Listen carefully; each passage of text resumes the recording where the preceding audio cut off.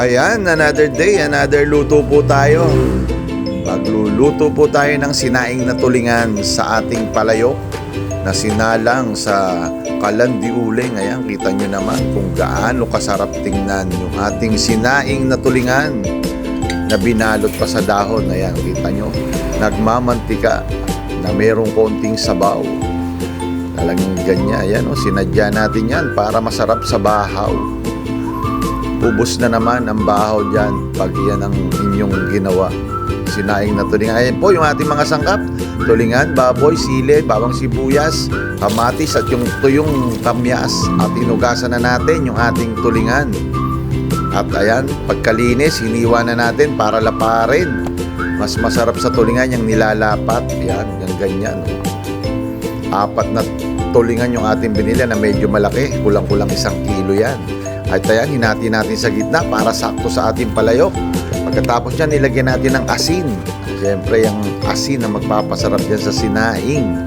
At yung ating taba ng baboy, ayan, inilagay na natin para pag hindi manikit, yung bawang sibuyas, isinunod na natin yung ating tuyong kamyas na napakasarap. At binalot muna natin sa dahon yung ating tulingan. At ayan, inilagay na natin na nakasapin yung ating taba at yung bawang sibuyas at yung ating kamyas. At pangalawang layer, ganun pa rin, nilagyan natin ng bawang sibuyas, taba, ayan. At yung sa ibabaw, ganun pa rin, bawang sibuyas, kalamyas. At nilagyan natin ng sili, paminta, ayan, yung toyo, yung suka, ayan, ayan ang magpapasarap sa ating sinaing na tulingan.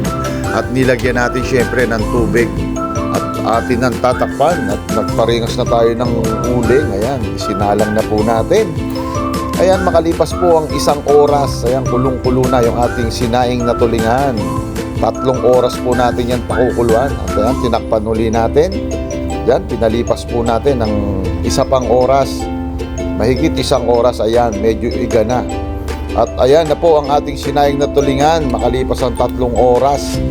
Hinango na natin sa isang lalagyan para tikman yung ating sinaing na tulingan. Ayan, kita nyo naman yung taba, napakalambot. Yung ating tulingan din, halos pati tinig niyan, kain. Sigurado yan. Ayan, yung ating sabaw. Grabe lasa niyan, sigurado. Pambahaw. Ayan po, yung ating tulingan. Nilagay na natin sa lalagyan para masarap kainin. Ano, kita nyo naman, tingin pa lang maglalaway ka na sa ating sinaing na tulingan.